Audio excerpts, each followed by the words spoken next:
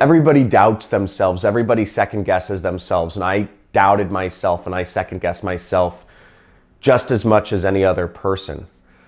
But I'd say the difference is no matter what, I knew that I needed to be moving out of my current situation. I went to an event. At that event, I had an epiphany. I created a new vision of myself. And what happened is every day I went to work after that event. Every day I went to work, I felt like I was living an alternative life. Because in my mind, I already had a new vision for myself already created. And that new vision of myself was that I was free. So every day I went into work, I felt in limbo and I didn't feel like I belonged there. I don't know if you've ever felt like you don't belong somewhere, but for me, that was every single day.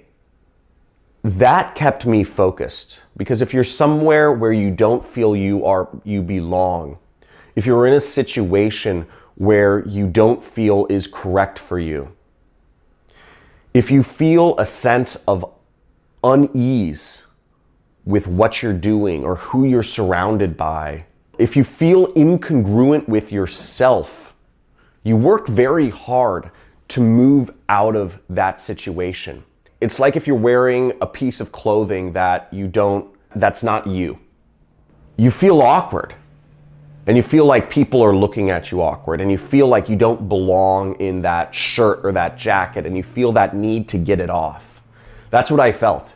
That's what I felt every day I went to work. It was incredibly uncomfortable. It wasn't just a momentary feeling. It was pervasive. There wasn't really an option. I started noticing that my doubts and my second guessing were my brain playing tricks on me. And I stopped taking them seriously. I realized that my own doubts and that my second guesses were not my own. That those doubts that bubbled up in my brain, those second guesses about my direction, those were actually what society wanted me to think.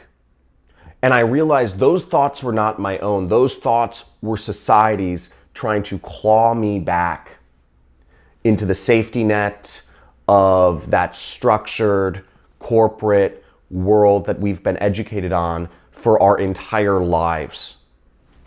And once I realized that those doubts were not my own, but they had been educated into my brain by my friends, by my family, by my teachers, I started realizing that I had to move beyond them.